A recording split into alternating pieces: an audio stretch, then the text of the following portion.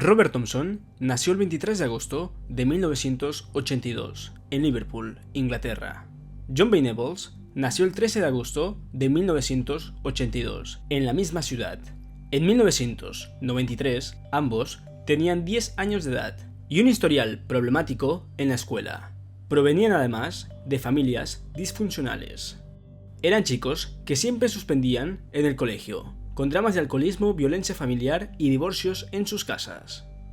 Robert Thompson era un niño que había aprendido a desconectarse emocionalmente por los traumas que había sufrido desde pequeño, sobre todo el abandono de su padre, que les dejó cuando tenía 6 años, y la violencia que había visto en casa antes y después de eso.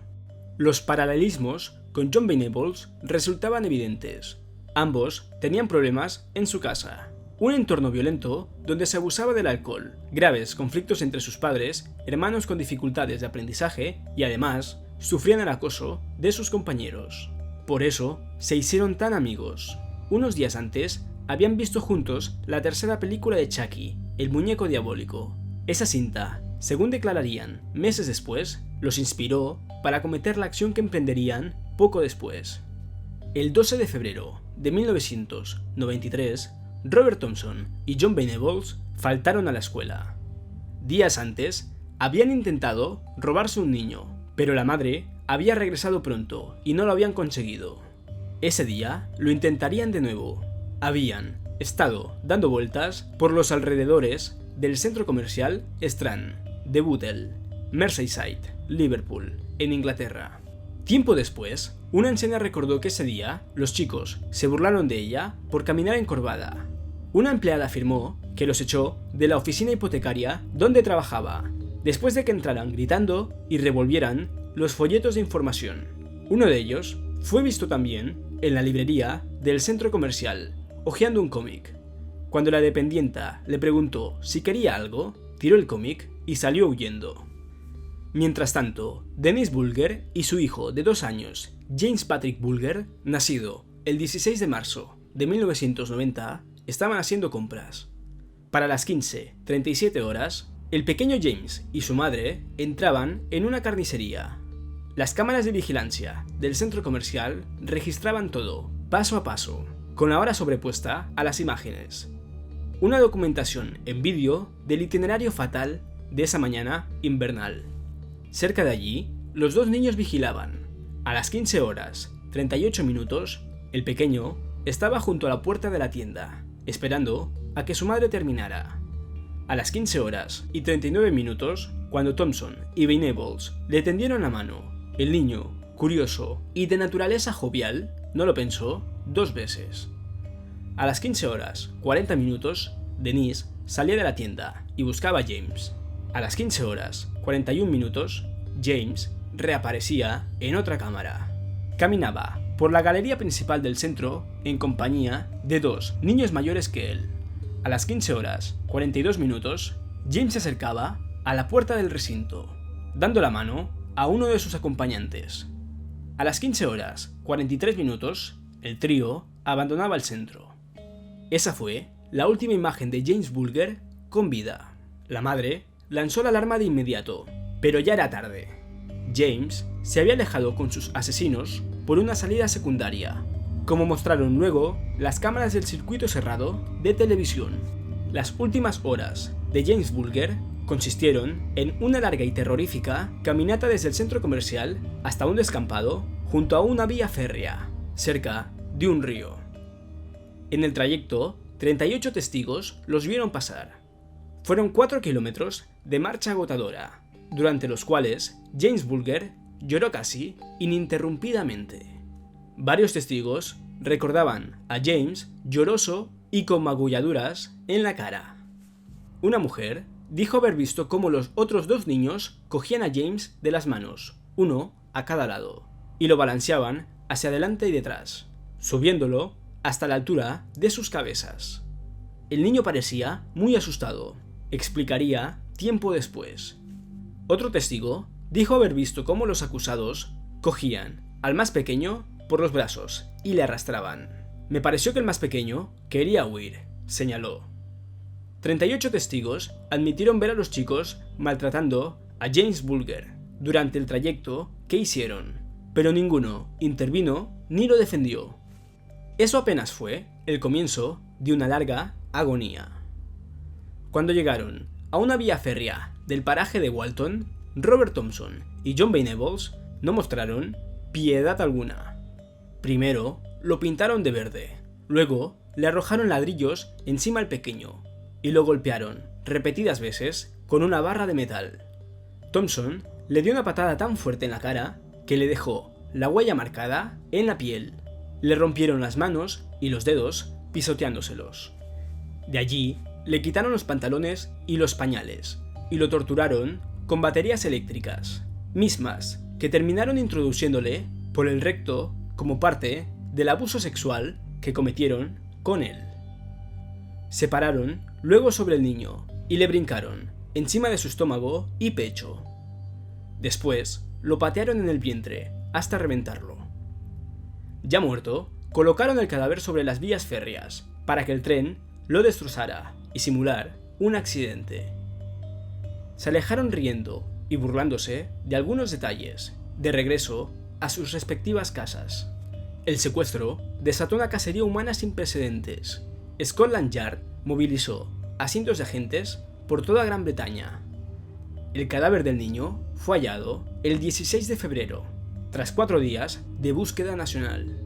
El tren lo había cortado en 2. Los investigadores examinaron las cintas de los vídeos de seguridad una y otra vez, antes de darse cuenta de lo que había ocurrido en realidad. Y lo que observaron los dejó atónitos. James había sido sacado por otros 2 niños. Al principio se pensó que se trataba de 2 chicos enviados por el verdadero secuestrador, pero la realidad de lo ocurrido horrorizó a la opinión pública. Robert Thompson y John Venables fueron arrestados en una movilización policíaca digna de una película de acción. Por decisión expresa del gobierno, fueron juzgados como adultos. Los ingleses deseaban darle una lección al mundo. Durante el juicio, los 2 acusados asistieron impasibles a la reconstrucción efectuada por el fiscal en los juzgados de Preston, a unos 30 kilómetros del solar donde James fue muerto a golpes y pedradas. El jurado examinó las imágenes grabadas por la cámara de seguridad del centro comercial Strand, donde los 2 acusados secuestraron al pequeño. Con la hora sobreimpresa en las imágenes, resultó sencillo ordenar la secuencia de los hechos.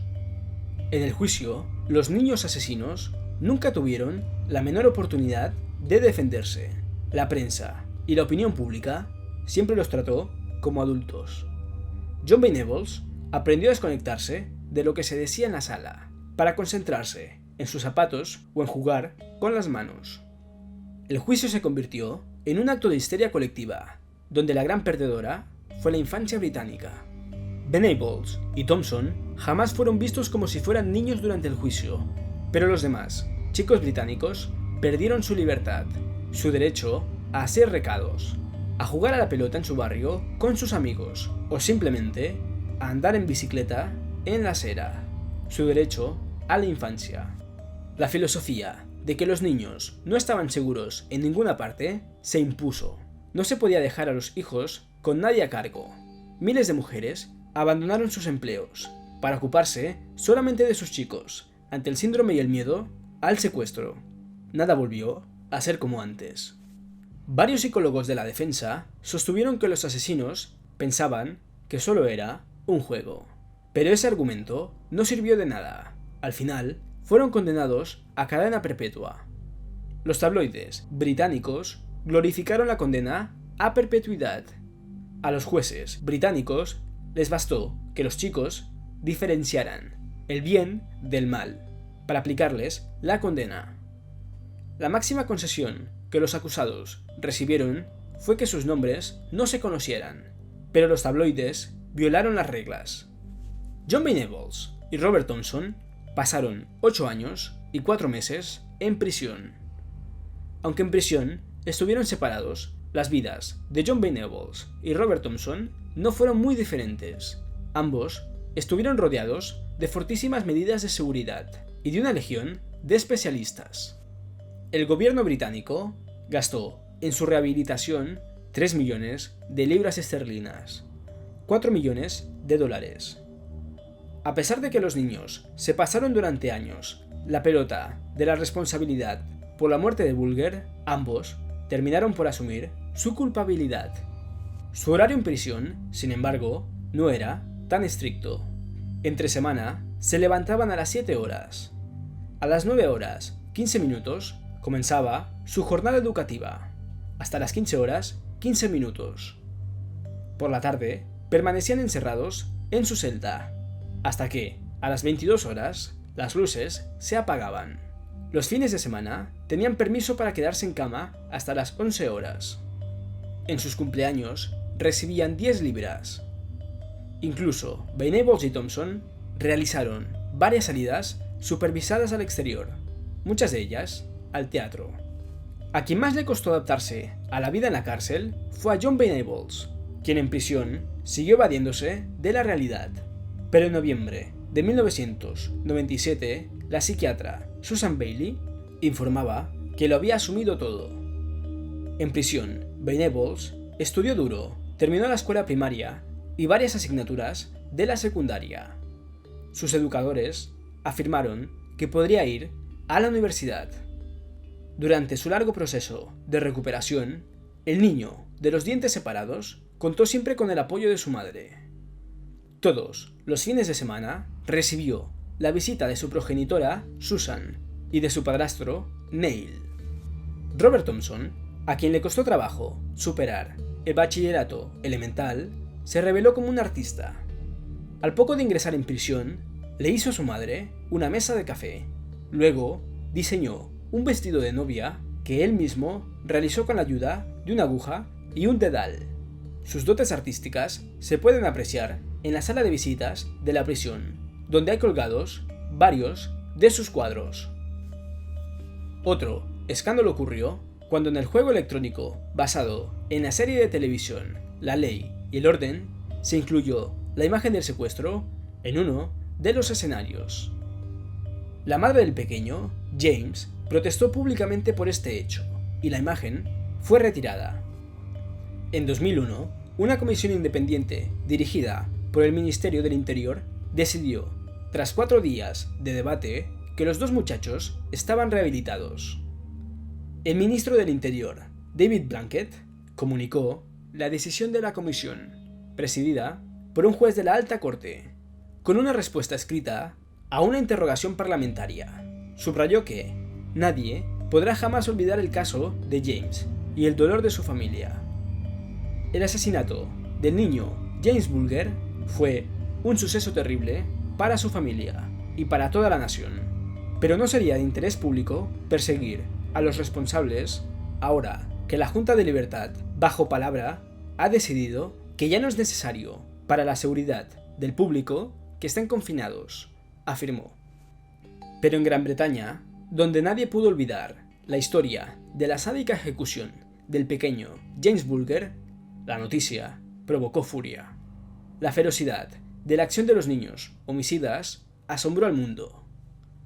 Cuando se enteraron de la decisión de liberarlos, la madre y el padre del pequeño James, ya divorciados, se dijeron profundamente doloridos y conmocionados por la decisión. Estoy disgustada, tanto por el gobierno como por la comisión, subrayó la madre, Denise. La vida de mi hijo fue robada de una manera inimaginable. Ahora tengo miedo. No me atrevo a mandar a mi hijo a la escuela. ¿Quién me puede asegurar que estos dos no estén al acecho?, se preguntó. Por eso, la justicia estimó que los asesinos no podían pisar la calle con su verdadera identidad. Como espías, fueron entonces instruidos en el arte del engaño. Los más astutos cerebros del Ministerio de Interior se apresuraron en darles nombres y apellidos falsos, un pasado falso, una historia falsa. Así lo ordenó la jueza Elizabeth Butler Sloss, quien aseguró: existe la posibilidad real de que encuentren la muerte a manos de miembros de la familia Bulger o de individuos vengativos. Esto a raíz de la amenaza lanzada por el padre de James, Ralph Bulger. No pararé hasta dar con ellos. Nadie, excepto un círculo pequeño, sabe qué caras tienen en este momento, ni siquiera si son gordos o flacos, altos o bajos. El fallo judicial prohíbe que se difunda cualquier detalle sobre ellos. Venables y Thompson recibieron una nueva identidad y una casa segura, una operación que le costó al gobierno británico más de 4 millones de euros. La justicia británica ordenó que las nuevas identidades de los asesinos nunca sean publicadas. No podrán estar en contacto entre sí ni con la familia de su víctima y tienen prohibido acercarse a Meyerside, su localidad natal y donde cometieron el crimen. Pero los especialistas descreen de la posibilidad de una nueva vida para los asesinos. Sostienen que la avidez de los medios y el repudio de la sociedad harán que tarde o temprano se los encuentre. Poco después de su reubicación, salieron a la circulación dos versiones con supuestas fotografías recientes de Robert Thompson, lo que desató en el gobierno el temor de que su identidad pueda llegar a conocerse. Según Harry Fletcher, presidente de la Asociación de Funcionarios Supervisores de Presos en Libertad Provisional, las posibilidades de que algún día se conozca la verdadera identidad de los homicidas es muy alta. ¿Qué pasa si comienzan una relación con una chica? ¿Qué pasa si alguno de los dos es detenido por la policía o queda ingresado en un hospital y la policía comprueba sus antecedentes? Se preguntó, ¿habrá un número importante de gente que sepa sus identidades reales? Y casi, con toda seguridad, se filtrarán, afirmó. ¿Dónde comenzaron su nueva vida? En un primer momento, las autoridades pensaron trasladarlos al extranjero, Australia, Canadá, Nueva Zelanda, pero estos países se negaron a recibir a los famosos asesinos. Además, fuera del Reino Unido, era mucho más difícil monitorear a los jóvenes criminales, porque aún en libertad, la policía decidió seguirlos de cerca para asegurarse de que su proceso de rehabilitación no se tuerza, pero también para protegerlos del peligro de que alguien averigüe su identidad y decida hacer justicia por mano propia. Todas las habitaciones de las casas de Thompson y Venables cuentan con alarmas conectadas con la policía, que acudirá ante cualquier emergencia. Las vidas de Venables y Thompson recomenzaron en alguna ciudad del norte de Inglaterra, donde su acento de Liverpool pasaría desapercibido. Viven en un centro urbano por aquello del anonimato de las ciudades y, por supuesto, ambos tienen sus domicilios en localidades diferentes. Dada la combinación fatal que forman, nunca, jamás, podrán encontrarse. De hecho, hace ya 8 largos años que no se ven las caras. La última vez fue el 24 de noviembre de 1993. Tenían 11 años y estaban sentados en el banquillo de los acusados, escuchando la sentencia. Para evitar riesgos, los miembros del Ministerio del Interior británico procuran que su nueva historia familiar sea lo más parecida posible a la auténtica. ¿Cómo saldrán del paso si, después de decir que han estudiado en tal o cual colegio, alguien les dice que no los recuerda? La idea preocupa a los asesinos. Susan, la madre de John Venables, fue una de las primeras en ensayar la vida de mentira. Por seguridad, adoptó un nombre falso y dejó atrás Merseyside, donde era conocida como la madre del monstruo. La madre de Robert Thompson, Anne, quien tiene otros 7 hijos, también cambió de nombre y se mudó varias veces para evitar la ira de los vecinos. Otro problema es la prensa. Los tabloides británicos y la prensa sensacionalista están al acecho, y la prohibición de publicar detalles que puedan desenmascararlos solo rige en Inglaterra y Gales. La madre del pequeño James Bulger, Denise, sedienta de venganza, recordó que la difusión en internet de detalles e incluso fotos de los asesinos sería legal. Cada minuto que pase deberán vigilar sus espaldas. Aunque se vayan a vivir en el fin del mundo, nunca podrán estar tranquilos, declaró la madre. También ha predicho que algún día alguien los matará y que ella apoyará a sus asesinos en caso de que se celebre un juicio, declaró. En una entrevista que publicó el Daily Mail, Denise, ahora apellidada Fergus, comenta: "No hablo de la pena de muerte, pero creo que van a morir porque hay personas que van a matarlos". La madre de James Bulger, que se declara todavía llena de odio, ira y miedo, años después de la muerte de su hijo, cree que John Venables y Robert Thompson acabarán por ser encontrados, a pesar de la nueva identidad de la que disponen y de la protección de su anonimato. Y si alguien los mata, yo estaré a su lado en el tribunal para decir: el responsable es el gobierno, porque solo apoya a los asesinos. Un día, una pistola apuntará hacia ellos, aunque no sea yo quien la sostenga. Ya no son John Venables y Robert Thompson, pero en el fondo siguen siendo y serán por siempre los asesinos de James Bulger. El 2 de marzo de 2010, John Venables, ya de 26 años, fue encarcelado de nuevo. El Ministerio de Justicia reveló que era debido a una violación no especificada de la libertad condicional. El secretario de Justicia, Jack Straw, dijo que Venables había vuelto a prisión por acusaciones extremadamente graves y afirmó que era incapaz de dar más información acerca de las razones para el regreso de John Venables bajo custodia, porque no era de interés público. El ministro del Interior, Alan Johnson, manifestó que no podía dar detalles de los nuevos motivos que condujeron al nuevo encarcelamiento de Venables. Ustedes saben que no puedo hacer nada más que confirmar el hecho de que John Venables está preso de nuevo.